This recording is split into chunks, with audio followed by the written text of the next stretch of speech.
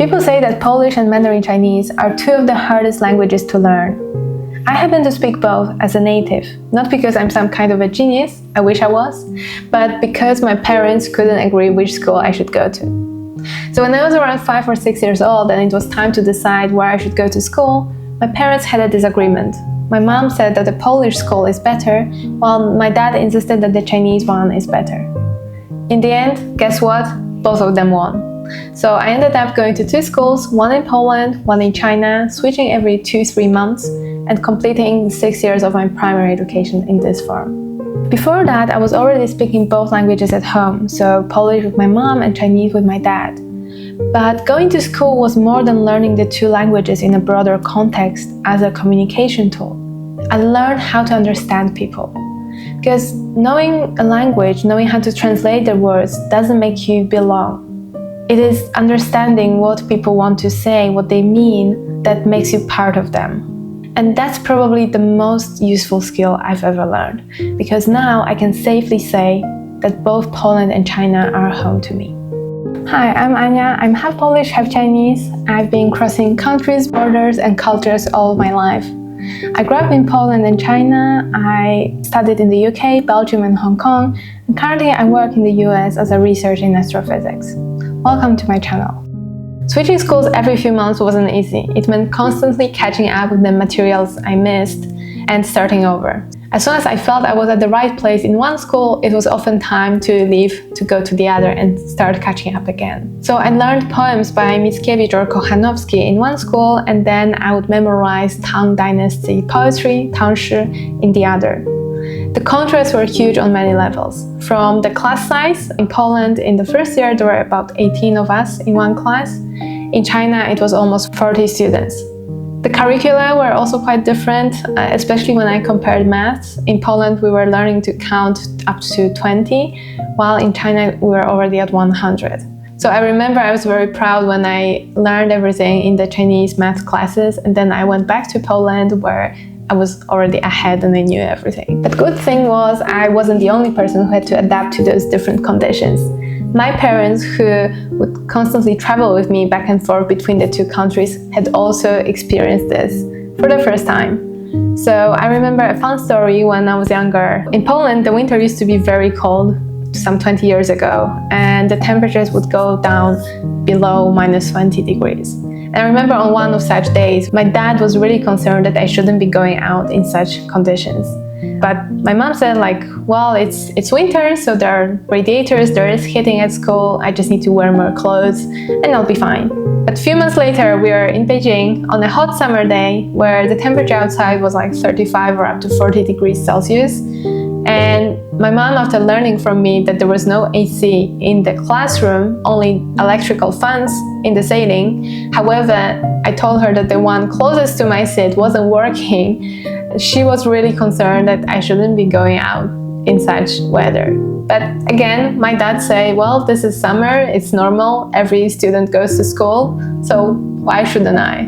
And guess what?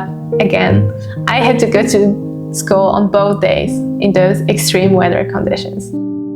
But it wasn't always easy. I remember as a 7-year-old walking to school in the mornings, I would cry and beg my dad to pick me up earlier in the afternoon. Even though I knew this wasn't possible because we had classes, but just asking for this was bringing me some comfort mentally. Despite the differences, I always felt like I belonged. So everyone in my class knew that I would disappear for a few weeks to go to the other place, but then I'll come back after a while. And each time I came back, I always felt so warmly welcomed. They wouldn't see me as different in a bad sense, but they would be curious. They would ask me questions about the other country, the other school, the food, the holidays, or ask me to say something in the other language. Such a pure curiosity without judgment is something I wish the world had more of today. That constant change trained me to adapt and to learn fast, also to see the world from more than one perspective. But it has also shown me that despite the differences, despite the fact that we name things differently, that we use different languages to express our thoughts or feelings, we are all the same as humans. We all have feelings, we all need love, we all need our group of friends that we feel like we belong to and we are accepted. And in the end, we just all want to have a happy, healthy, and fulfilling life. So when I decided to study in the UK, I partly wanted to challenge myself and put myself out of my comfort zone. I also wanted to improve my English, but I knew that going to a new place would also open new opportunities to me. But it wasn't an easy path. As I said in my previous video, I struggled a lot at the university. Coming from a relatively small town in Poland and going to high school there, it wasn't a place which prepared you to study abroad. So once again, I had to self-study a lot of materials. I had to prepare for university entrance exams and interviews, and I studied calculus on my own because simply it wasn't part of the curriculum in a Polish high school at the time. But it also felt somehow similar to the experience I had from my primary school, where I had to constantly catch up and self-study a lot of things on my own.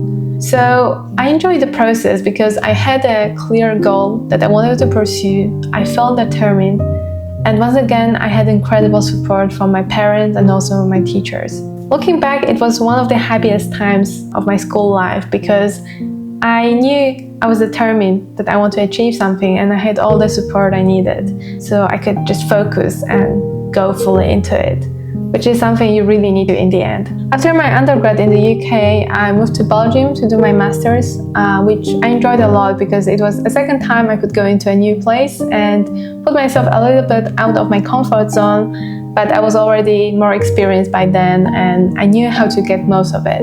Then I moved to Hong Kong for my PhD, which happened during the pandemic.